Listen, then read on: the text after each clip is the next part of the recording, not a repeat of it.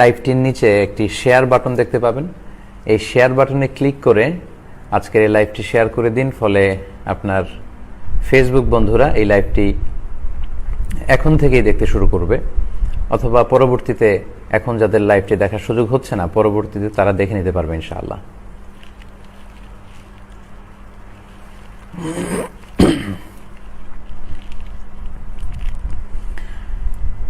দ্বিতীয় যে কথাটি বলবো, ফেসবুক থেকে একটি মেইল আমার কাছে এসেছে এবং সেখানে বলা হয়েছে যে তোমার নামে যে বিভিন্ন ধরনের ফেক আইডি বা প্রোফাইল আছে, তুমি এগুলোর বিরুদ্ধে রিপোর্ট করতে চাও কিনা। তুমি যদি রিপোর্ট করতে চাও তাহলে ওই আইডি বা পেজগুলোকে আমরা ডিসেবল করে দিব। তো আজকে আমি ঘেটে দেখলাম যে আমার পেজটি ভেরিফাই হওয়ার পরেও অনেকগুলো ফেক পেজ বা অনেকগুলো ফেক প্রোফাইল স্টিল ফেসবুকে আছে, এবং কোনোটাতে আমি দেখেছি যে প্রায় 70,000 ফলোয়ার, কোথাও দেখেছি 1,19,000 ফলোয়ার, কোথাও দেখেছি প্রায় 2 লক্ষ ফলোয়ার। তো এখন আমি যদি এই পেজগুলো বা এই প্রোফাইলগুলোর ব্যাপারে রিপোর্ট করে দেই, তাহলে সাথে সাথে কিন্তু ফেসবুক অথরিটি এগুলোকে ডিসেবল করে দিবে। তো আমি ভাবলাম যে এগুলোর বিরুদ্ধে রিপোর্ট করার আগে যারা এই পেজগুলো চালায় আমার নামে এবং আমার ছবি ব্যবহার করে, তাদেরকে আগে একটা ওয়ার্নিং দেওয়া দরকার, সতর্কবাণী। এই সতর্কবাণীটি দেওয়ার পরেও যারা আমার ছবি এবং আমার নাম ব্যবহার করে ফেসবুক পেজ চালাবেন বা আইডি চালাবেন, শুধুমাত্র তাদের বিরুদ্ধে আমি রিপোর্ট করে দিব। তো আপনাদের প্রতি আমার আহ্বান হচ্ছে, আপনারা 3 দিন সময় পাবেন। I give you 3 days only. এই 3 দিনের মধ্যে আপনারা এই ফেক যেই পেজগুলো আছে এবং আইডিগুলো আছে, এগুলোর ছবি চেঞ্জ করবেন এবং নামও চেঞ্জ করে দিবেন। আমি এর আগে বলেছি যে মিজানুর রহমান আজহারি সমর্থক group, Mizanur Rahman Azhari fan club, supporter, এই নামে অনেক পেজ ফেসবুকে চলে। তো এতে আসলে আমার কোনো আপত্তি নেই। আপনারা যদি এইভাবে চালাতে চান, ফ্যান্স ক্লাব, সাপোর্টার অথবা সমর্থক গোষ্ঠী, এই নামে চালাতে চাইলে আমার কোনো আপত্তি নেই, যেহেতু এরকম অনেক পেজ অনেকেই চালাচ্ছেন। কিন্তু আমার আপত্তি হচ্ছে শুধুমাত্র আমার ছবি এবং মিজানুর রহমান আজহারি এই নামটি ব্যবহার করে যারা পেজ চালাচ্ছেন, তাদেরকে আমি বলবো যে 3 দিনের মধ্যে আপনারা এই পেজগুলোর নাম চেঞ্জ করে ফেলবেন। 3 দিন পরে সার্চ দিয়ে আমি যে সমস্ত আইডি এবং পেজগুলোকে দেখবো যে স্টিল আপনারা আমার নাম এবং আমার ছবি ব্যবহার করে ফেসবুকে পেজ কিংবা আইডি চালাচ্ছেন, শুধুমাত্র সেই সমস্ত পেজ এবং আইডিগুলোর বিরুদ্ধে আমি রিপোর্ট করব ইনশাআল্লাহ। ঘোষণাটি শেষ হলো, আশা করি আপনারা বুঝতে পেরেছেন। সম্মানিত সুধী, ইদানিংকালে সামাজিক যোগাযোগ মাধ্যমে বাংলাদেশের সার্বিক পরিস্থিতি যদি আমরা খেয়াল করি, তাহলে দেখব যে একটি ভয়ঙ্কর সময়ের মধ্য দিয়ে আমরা যাচ্ছি। হত্যা, ধর্ষণ, ছেলে ধরা, ছোট্ট ছোট্ট ছেলেদের গলা কেটে ফেলা, তারপরে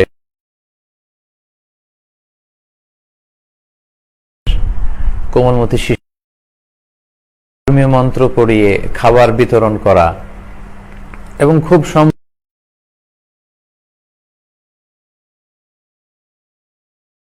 সবগুলো মিলে দেখা যাচ্ছে অস্থির বাংলাদেশ।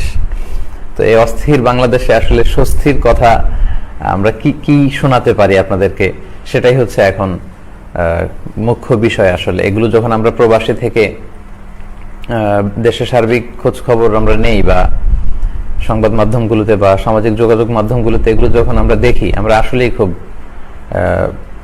অস্বস্তিতে পড়ি এবং আমরা খুব উদ্বিগ্ন হই। তো আমরা আল্লাহর কাছে কামনা করি এই সব ধরনের ক্রাইসিস থেকে আমরা যেন ওভারকাম করতে পারি। আল্লাহ আমাদের প্রিয় বাংলাদেশকে হেফাজত করুক। আল্লাহ আমাদের ধর্মীয় চেতনা, আমাদের স্বাধীনতা, সার্বভৌমত্ব, আমাদের ঈমান, আখলাককে হেফাজত করুক, এই কামনায় আমরা সবসময় করি। আলহামদুলিল্লাহ, ইতিমধ্যে আমাদের লাইভ প্রোগ্রামটিতে প্রায় 11,000 বলবো, 10,700 ভাই বোন যুক্ত হয়েছেন আলহামদুলিল্লাহ, এবং সবাই গণহারে লিখে যাচ্ছেন কংগ্রেচুলেশন। তো যারা কংগ্রেচুলেশন জানাচ্ছেন, আমি আপনাদের সবাইকে অনেক শুকরিয়া জানাই।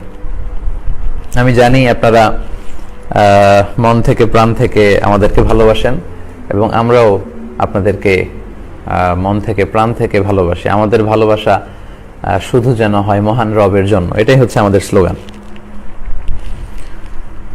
অনেকে দোয়া করছেন। বিবি আসমা লিখেছেন may Allah bless you. MD Ali লিখেছেন I love you. I love you too. I love you all. বারাকাল্লাহু ফিকুম জামিআন। মামুন খান লিখেছেন congratulation. Abdul Ahad sir, I live in France. আচ্ছা আব্দুল আহাদ ভাই, আপনাকে অনেক শুকরিয়া। আলহামদুলিল্লাহ, অনেক ভাইরা অনেক ধরনের সুন্দর সুন্দর কমেন্টস লিখছেন, দোয়া করছেন। এবং আমরা যারা দাঈ ইলাল্লাহ, আমাদের জীবনে সবচেয়ে বড় পাওয়া হচ্ছে এই নিঃস্বার্থ ভালোবাসাগুলো। আল্লাহ আপনাদের সবাইকে ভালো রাখুক। আল্লাহ আপনাদের ফ্যামিলিগুলোকে জান্নাতি ফ্যামিলি হিসেবে কবুল করুক। আপনাদের ফ্যামিলি মেম্বার্স যারা আছে সবাইকে আল্লাহ সুস্থ রাখুক। আপনাদের ছেলে মেয়েদেরকে আল্লাহ ইসলামের পক্ষে কাজ করার তৌফিক দান করুক, দিনের মুজাহিদ হিসেবে কবুল করুক, এই ইচ্ছা পোষণ করছি। সম্মানিত সুধী, ফেসবুক পেজটি ভেরিফাইড হয়েছে, সেটার শুকরিয়া জানিয়ে, এবং যারা ফেক পেজ এখনো চালাচ্ছেন তারা অচিরেই আপনাদের পেজের নাম চেঞ্জ করবেন সেই কথাটি জানিয়ে, পুরো বাংলাদেশে যা চলছে সেটি নিয়ে কিছু কথা বলে এখন সরাসরি আপনাদের প্রশ্নোত্তর পর্বে চলে যাব। তাহলে জীবন ঘনিষ্ঠ অনেক বিষয়গুলো হয়তো আমরা এই ছোট্ট লাইভের মধ্যে দিয়ে জানতে পারবো ইনশাআল্লাহ। অনেকেই কমেন্টস করে যাচ্ছেন এবং অনেক ভাইরাই কংগ্রেচুলেশন, বেস্ট অফ লাক লিখছেন। আমি একবারে সবাইকে উত্তর দিচ্ছি। জাযাকাল্লাহু খায়রান, বারাকাল্লাহু ফিকুম। আমি আগেই বলেছি যে ব্যস্ততার কারণে বা রিসার্চ কেন্দ্রিক আমাদের যে কাজ এখানে, সে কারণে চাইলেও অনেক সময় আমরা লাইভে আসতে পারি না। কিন্তু আপনারা রীতিমতো আমার এই পেজটিতে অনেক প্রশ্ন করে থাকেন, তো সেখান থেকে দুই একটি প্রশ্ন আমি প্রশ্নের উত্তর আপনাদের সাথে শেয়ার করবার চেষ্টা করব, এবং তারপর লাইভে যারা প্রশ্ন করছেন সেখান থেকে দুই একটি প্রশ্নের উত্তর আমরা শেয়ার করে আজকের লাইভটি আমরা শেষ করবো ইনশাআল্লাহ। এক বোন প্রশ্ন করে জানতে চেয়েছেন,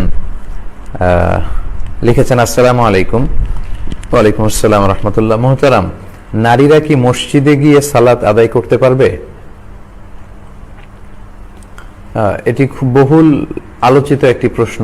প্রায় আমরা এই প্রশ্নগুলো শুনে থাকি, এবং এই প্রশ্ন আমাদেরকে অনেক বোনেরা করে যে আমরা মসজিদে যে সালাত পড়লে সালাত হবে কিনা। প্রিয় বোন, আপনার এই প্রশ্নের উত্তর আমরা বলবো যে আপনি যেখানেই সালাত পড়েন না কেন,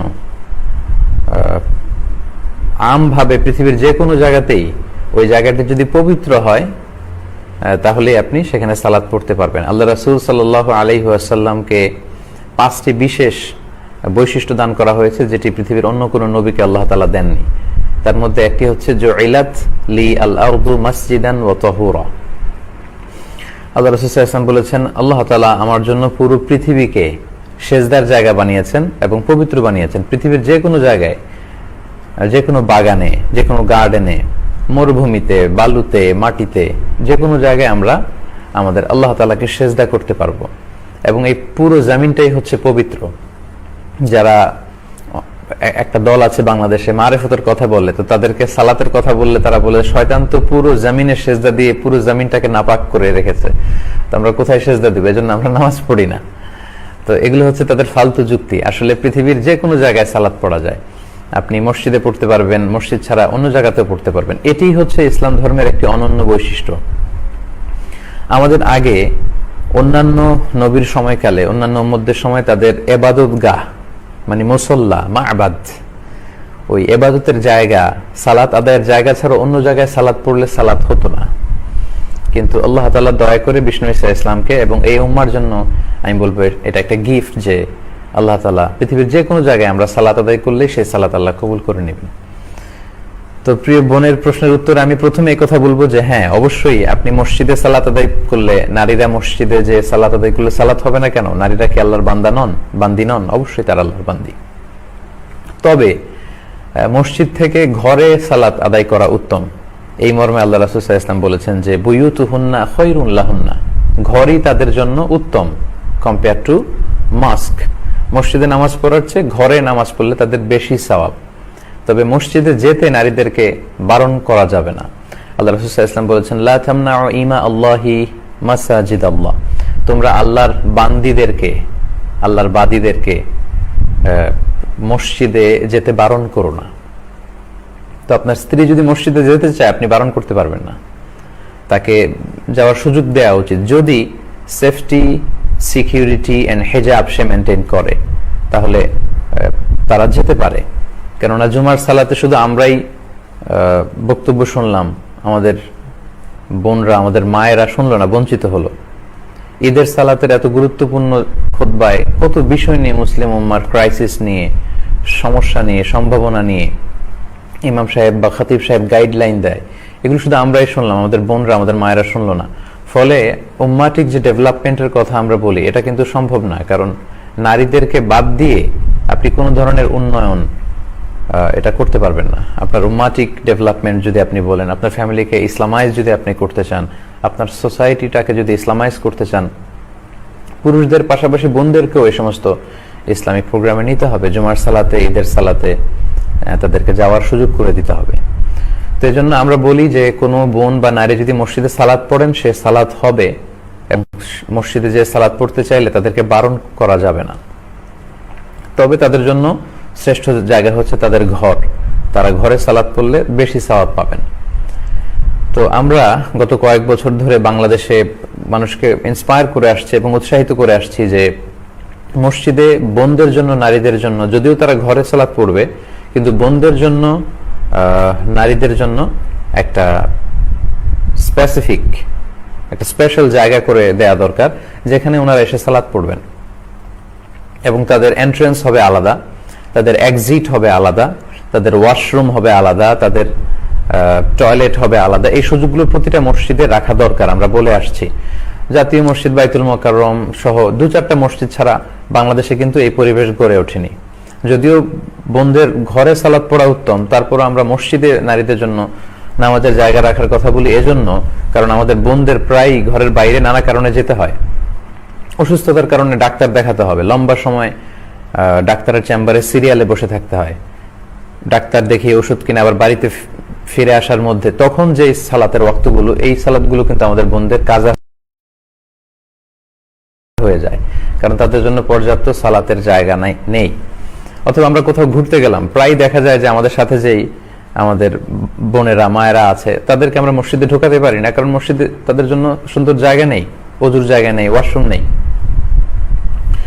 তো বাইরে কোনো প্রোগ্রামে গেলে, কোনো কাজে গেলে, কিংবা আউটিং এ গেলে আমাদের মাদের, আমাদের বোনদের সালাত যেন কাজা না হয়, এজন্য প্রতিটি মসজিদে খুব সুন্দর করে স্থানীয় দায়িত্বশীল যারা, তাদের উদ্যোগে তাদের সালাতের একটি জায়গা রাখা দরকার এবং ওয়াশরুম করে রাখা দরকার। আমরা ছেলেরা প্রায় দেখা যায় যে পানি খেয়ে বের হই, ঘর থেকে পানি খেয়ে তারপরে কাজে বের হই, কিন্তু আমাদের বোনরা যখন যায়, খেয়াল করুন যে ওনারা খুব একটা বেশি পানি খান না। পানি খান না এজন্য যে মাঝ রাস্তায় যদি ওয়াশরুমে যাওয়া লাগে, তারা কোথায় যাবেন? কিন্তু মসজিদে যদি বোনদের জন্য আমরা এরকম সুন্দর জায়গা করে দিই, তাহলে তারা কিন্তু এই সুযোগটা পেতে পারে। আমাদের বোনরা কিন্তু ব্লাডারের রোগে আক্রান্ত হয়, তারা অনেকে চেপে রাখে এবং সারাদিন ডিহাইড্রেশনে ভোগে। তো এটা তো অনেকটা অমানবিক।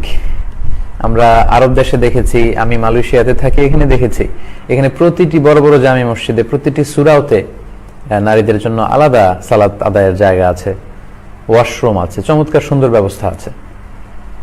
তো আমি বলবো যে আপনার সালাত মসজিদে পড়লে অবশ্যই আদায় হবে, এবং প্রতিটি মসজিদেই বোনদের জন্য আলাদা সালাতের ব্যবস্থা থাকা উচিত। আশা করি প্রিয় বোন আপনি বুঝতে পেরেছেন। আলহামদুলিল্লাহ, আমরা দেখতে পাচ্ছি ইতিমধ্যে প্রায়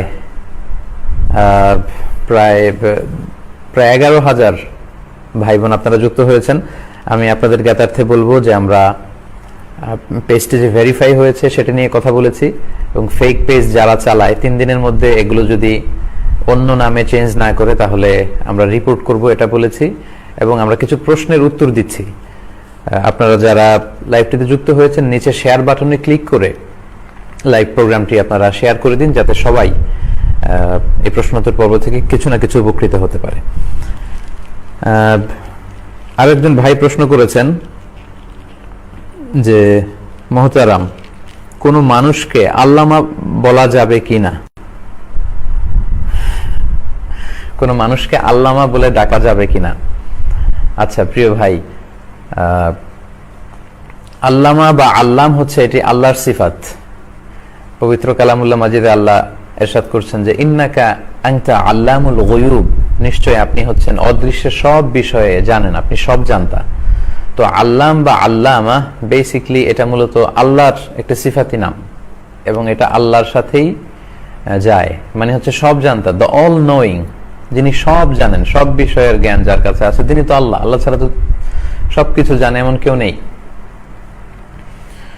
তো আল্লামাটা বেসিকলি আল্লাহর জন্যই এটা প্রযোজ্য। তবে মানুষকেও তো আমরা মাঝে মাঝে আল্লামা বলি। আমরা বলি যে আল্লামা শফি সাহেব, আল্লামা আহমদ শফি হাফিজাহুল্লাহ, আমরা বলি আল্লামা দেলোয়ার হোসেন সাঈদি, আমরা বলি যে আল্লামা ইকবাল, এরকম কিন্তু আমরা বলি। এবং আমি নিজেও আরব বিশ্ব, ইভেন সৌদি আরবের অনেক শায়েখদের নামের আগেও বিভিন্ন পোস্টারে বা ফ্লায়ারে আল্লামা আমি ব্যবহার করতে দেখেছি। তো সেই আল্লামাটা আল্লাহর সাথে ব্যবহৃত যে আল্লামা সেটা নয়। আল্লাহর সাথে আল্লামাটা, সেটার অর্থ হচ্ছে দ্য অল নোয়িং, সব জানতা, যিনি সব জানেন, মহাজ্ঞানের অধিকারী।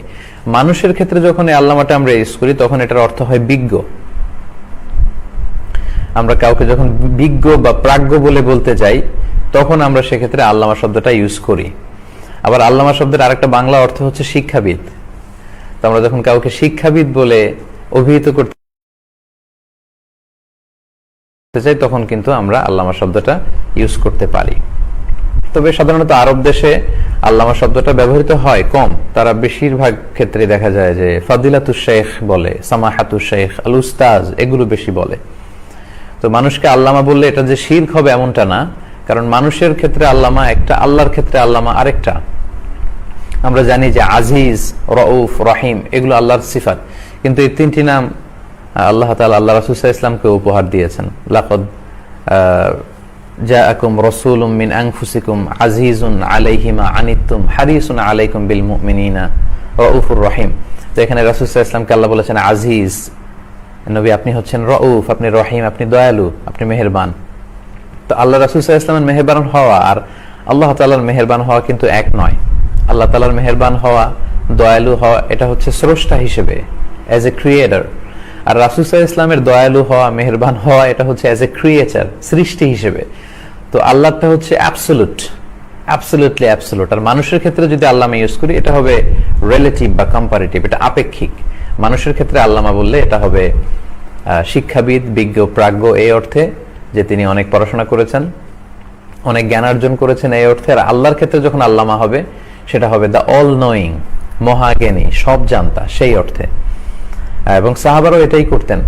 জ্ঞানের কোনো প্রসঙ্গ আসলে সাহাবারা বলতেন আল্লাহু ওয়া রাসূলুহু আ'লাম। আল্লাহ রাসূল সাল্লাল্লাহু আলাইহি ওয়াসাল্লাম প্রশ্ন করলে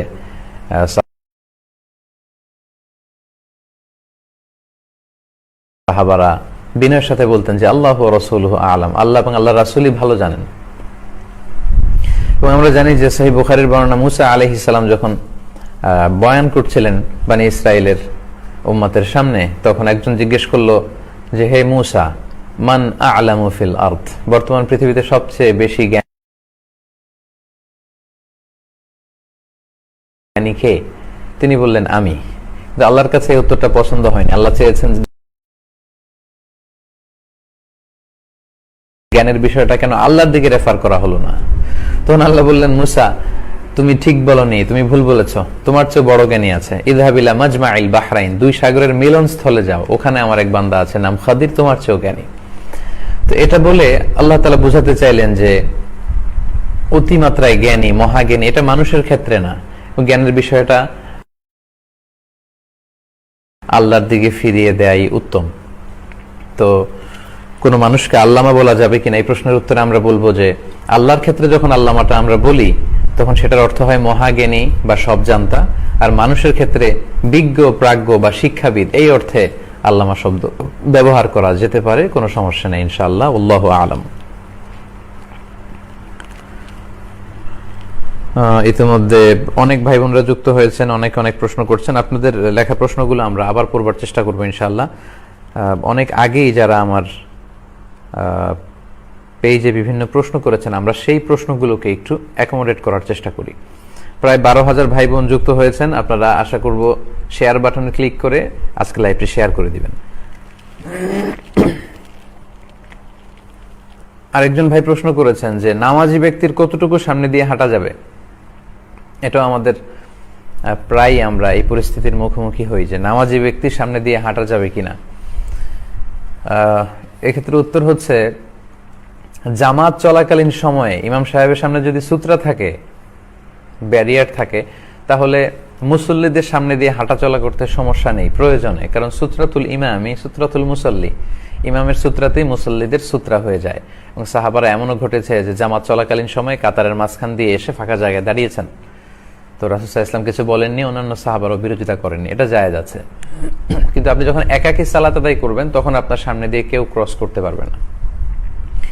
এবং এটি এত বড় গুনাহের কাজ, কারণ বান্দা যখন সালাত পড়ে ওয়া ইউনাজি রব্বাহ, সে তার রবের সাথে গোপন আলাপ করে, কথা বলে, যদিও অনেকে আমরা এটা ফিল করি না।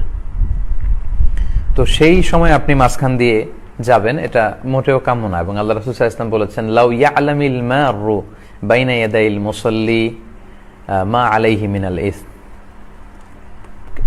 সালাত আদায়কারী ব্যক্তির সামনে দিয়ে যে ক্রস করে, তার সামনে দিয়ে যে হেঁটে যায়, সে যদি জানতো যে এই হেঁটে যাওয়াতে ক্রস করাতে তার কি পরিমাণে পাপ হয়েছে, তাহলে সেখানে সে 40 দিন কিংবা 40 সপ্তাহ কিংবা 40 বছর দাঁড়িয়ে থাকাটাকেও শ্রেষ্ঠ মনে করত। সে সেখানে দাঁড়িয়ে ওয়েট করত, সে সালাত আদায়কারী ব্যক্তির সামনে দিয়ে ক্রস করে যেত না।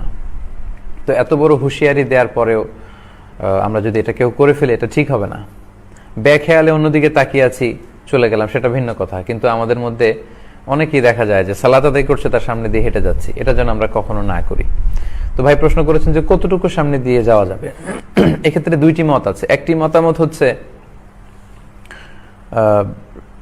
সিজদার জায়গা যদি সূত্রা কেউ দেয়, প্রথম কথা হচ্ছে কেউ যদি সূত্রা দিয়ে সালাত পড়ে, তাহলে সূত্রার বাইরে দিয়ে আপনি যেতে পারবেন, সূত্রার ভেতর দিয়ে আপনি যেতে পারবেন না, এক্সেপ্ট মসজিদুল হারাম, এরকম খুব ক্রাউডি জায়গা যেখানে, যেটা মাতাফ এবং মুসাল্লা একসাথে, তাওয়াফেরও জায়গা আবার সালাতেরও জায়গা, তখন সামনে দিয়ে গেলে সেটা ভিন্ন ব্যাপার।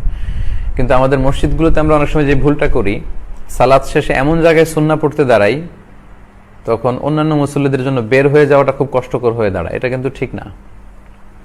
আপনাকে এমন জায়গায় দাঁড়াতে হবে, সালাত শেষে সাহাবারা মসজিদে নববীর যে উস্তুয়ানা পিলারগুলো আছে, ওগুলো খুঁজে খুঁজে সবাই দাঁড়িয়ে যেতেন সালাত পড়ার জন্য। তো আমরাও যেন এরকম এমন জায়গায় দাঁড়াই যাতে অন্যদের ক্রস করতে, হেঁটে যেতে সমস্যা না হয়। অথবা এখন আলহামদুলিল্লাহ মসজিদগুলোতে ছোট ছোট সূত্রা পাওয়া যায়, সূত্রা নিয়ে যেন দাঁড়াই। তো কেউ যদি সূত্রা দিয়ে সালাত আদায় করে, তার সূত্রার ভেতর দিয়ে যাওয়া যাবে না। আর সূত্রা ছাড়াও যদি পড়ে, তাহলে তার সেজদার জায়গা পর্যন্ত যাওয়া যাবে না, তার বাইরে দিয়ে যাওয়া যাবে। আরেক বর্ণনায় আছে সালাসাতু আযরু, 3 গজ বা 3 হাত। আপনি যেখানে মুসাল্লায় সালাত আদায় করতে দাঁড়ালেন, 3 হাত হিসেব করে তার বাইরে দিয়ে যেতে হবে, এর ভেতর দিয়ে আপনি যেতে পারবেন না। এবং এটাকে আল্লাহ রাসূল সাল্লাল্লাহু আলাইহি ওয়াসাল্লাম এতটা শক্তভাবে প্রেসক্রাইব করেছেন যে কেউ যদি সূত্রা দিয়ে সালাতে দাঁড়ায়, আর এই সূত্রার মাঝখান দিয়ে কেউ যদি ক্রস করতে চায়, তাহলে ফালিয়াদফাহু, মুসল্লি যেন তাকে থামিয়ে দেয়। আপনি সালাত পড়ছেন, সূত্রা দিয়ে কেউ যাচ্ছে, আপনি তাকে থামিয়ে দিবেন। আল্লাহ রাসূল সাল্লাল্লাহু আলাইহি ওয়াসাল্লাম এটা রেকমেন্ড করেছেন, এতে সালাত নষ্ট হবে না। সে হয়তো বেখেয়ালে যাচ্ছিল, আপনি থামিয়ে দিলে সে বুঝে যাবে, এই পাপ থেকে সে বেঁচে যাবে। আবার যদি আসতে চায়, আল্লাহ রাসূল সাল্লাল্লাহু আলাইহি ওয়াসাল্লাম বলেছেন ফালিয়ুকাতিলহু, সেজন্য তাকে ধাক্কা মারে, সেজন্য তাকে অ্যাটাক করে। তো অ্যাটাক করার উদ্দেশ্য এই না যে আমি সালাতে পড়ে সালাত চলাকালীন অবস্থায় আরেকজনকে আঘাত করবো, ঘুষি মারবো, না। এটা আল্লাহ রাসূল সাল্লাল্লাহু আলাইহি ওয়াসাল্লাম গুরুত্ব বুঝিয়েছেন এবং তাকে যেন আমরা আটকে দেই, এটা বুঝিয়েছেন। তো সম্মানিত ভাই, তাহলে কতটুকু সামনে দিয়ে যাওয়া যাবে? আমরা বলবো যে সূত্রা থাকলে সূত্রার ভেতর দিয়ে যাওয়া যাবে না, বাইরে দিয়ে যাওয়া যাবে। সূত্রা না থাকলে সেজদার জায়গা কিংবা অ্যাজিউম করে 3 হাত পরিমাণ জায়গার বাইরে দিয়ে আমাদেরকে যেতে হবে। আল্লাহ তাআলা আমাদের সবাইকে কথাগুলো বুঝার এবং আমল করার তৌফিক দান করুক। আরেক ভাই প্রশ্ন করেছেন, অনেকে বলে জিনা থেকে বাঁচতে কেউ যদি মাস্টারবেশন করে তাহলে সেটা দোষণীয় নয়, এমন কথা অনেকে বলে থাকে। এ ব্যাপারে ইসলাম কি বলে? আচ্ছা, জিনা থেকে বা ব্যভিচার থেকে বেঁচে থাকার জন্য মাস্টারবেশন করা যাবে কিনা, হস্তমৈথুন? না সম্মানিত ভাই, এটা আপনি করতে পারবেন না। যদিও কেউ কেউ খুব মাইনর স্কলাররা অল্প সংখ্যক কিছু স্কলাররা এই মত দিয়েছে যে জিনা থেকে বাঁচতে চাইলে মাস্টারবেশন করা যাবে, কিন্তু আসলে এটা ইসলামের বেঁধে দেওয়া কোনো প্রেসক্রিপশন নয়। এবং মেজরিটি স্কলাররা বলেছেন এই হস্তমৈথুন বা মাস্টারবেশন এটা মিনাল মুহাররামাত, এটা হারাম। মেজরিটি স্কলাররা, চার মাযহাবের সবাই বলেছে। আলাদা আলাদা কিছু স্কলাররা এরকম মত পোষণ করেছে। আল্লাহ সূরাতুল মুমিনুন, আল্লাহ যখন মুমিনদের গুণাবলীর কথা বলছেন, আল্লাহ বলছেন ওয়াল্লাযীনা হুম লিফুরুজিহিম হাফিযুন, বিশ্বাসী বান্দাদের বৈশিষ্ট্য তো এই যে তারা তাদের প্রাইভেটকে হেফাজত করবে, মানে তাদের লজ্জাস্থানের হেফাজত করবে। এটা অত্যন্ত গুরুত্বপূর্ণ।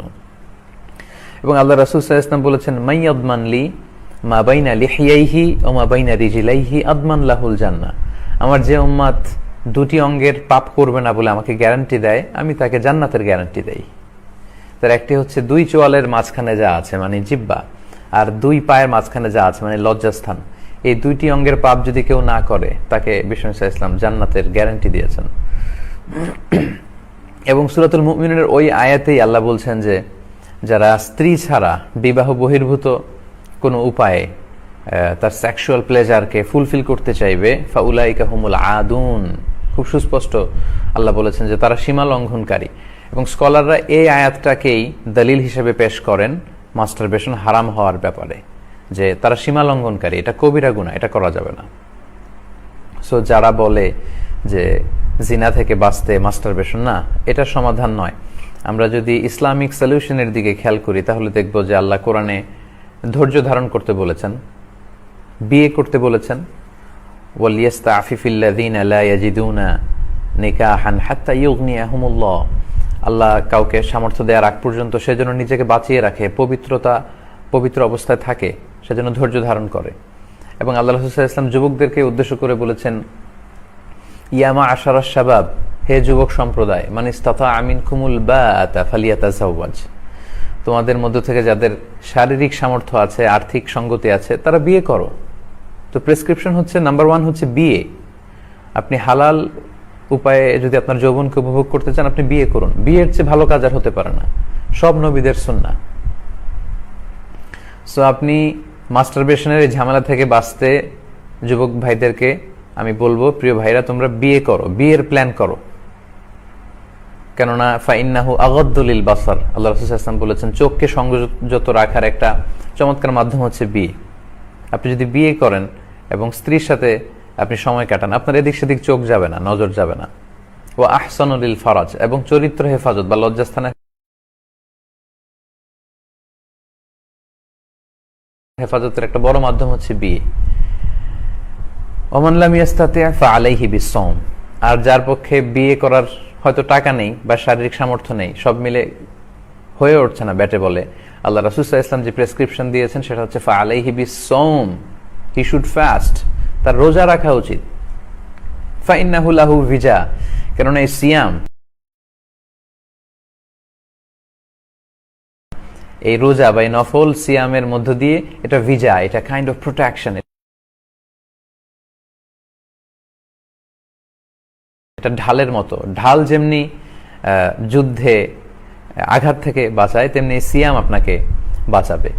তো এই ব্যভিচার থেকে বাঁচার জন্য আপনি মাস্টারবেশন কেন করবেন, যেখানে ইসলাম বলেছে আপনাকে বিয়ে করতে না পারলে আপনি ধৈর্য ধারণ করবেন এবং আপনি সিয়াম পালন করবেন। তো আমরা যদি সিয়ামের অভ্যেস করি এবং খুব দ্রুত বিয়ে করার প্ল্যান করি, তাহলে দেখা যাবে যে এই বিষয়গুলো, এই অভ্যেসগুলো আমাদের মধ্য থেকে অনেকটাই কেটে যাবে ইনশাআল্লাহ। আশা করি বুঝতে পেরেছেন। আরেকটি প্রশ্ন আমি নিব, অনেক প্রশ্ন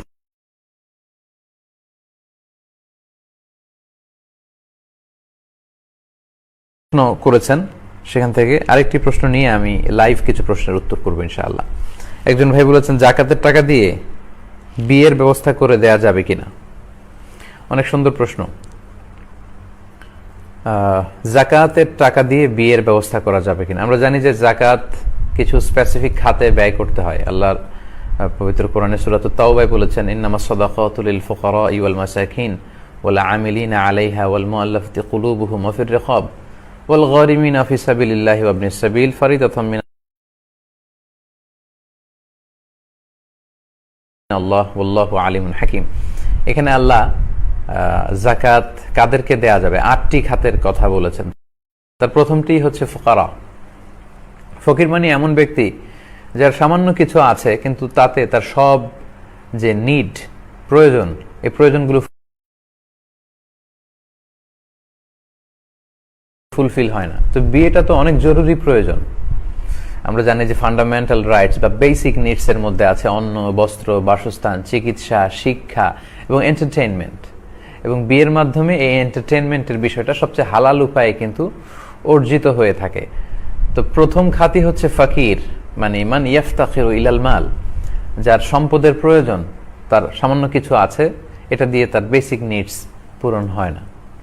তো বিয়েটা মানুষের একটা বেসিক নিডস। তো এই বিয়ের জন্য, বিয়ের মোহরানা দিয়ে হেল্প করার জন্য আপনি জাকাতের টাকা থেকে দান করতে পারবেন ইনশাআল্লাহ। তবে যৌতুকের জন্য কিন্তু আপনি জাকাতের টাকা দিতে পারবেন না। তো অনেকে এরকম বলে যে এই মেয়েটার বিয়ে হচ্ছে না, ছেলেটা এত টাকা যৌতুক দাবি করেছে, তো জাকাতের টাকা দিয়ে বিয়ের ব্যবস্থা করে দিই। না, আপনি কোনো হারাম কাজে সহায়তা করতে পারবেন না। আল্লাহ বলেছেন তাআওয়ানু আলাল বিররি ওয়াত তাকওয়া, তোমরা ভালো কাজে, কল্যাণমূলক কাজে একে অপরকে অ্যাসিস্ট করো, কোঅপারেট করো, সহযোগিতা করো। ওয়ালা তাআওয়ানু আলাল ইসমি ওয়াল উদওয়ান, পাপের কাজে, অন্যায় কাজে তোমরা একে অপরকে সহযোগিতা করতে পারো না। তো যৌতুক দিয়ে আপনি বিয়ের বন্দোবস্ত করবেন জাকাতের টাকা থেকে, না, এটা করতে পারবেন না। বরং আপনি মুসলিম যুবক ছেলেদেরকে বিয়ের জন্য মোহরানার টাকা দিয়ে হেল্প করে আপনি জাকাত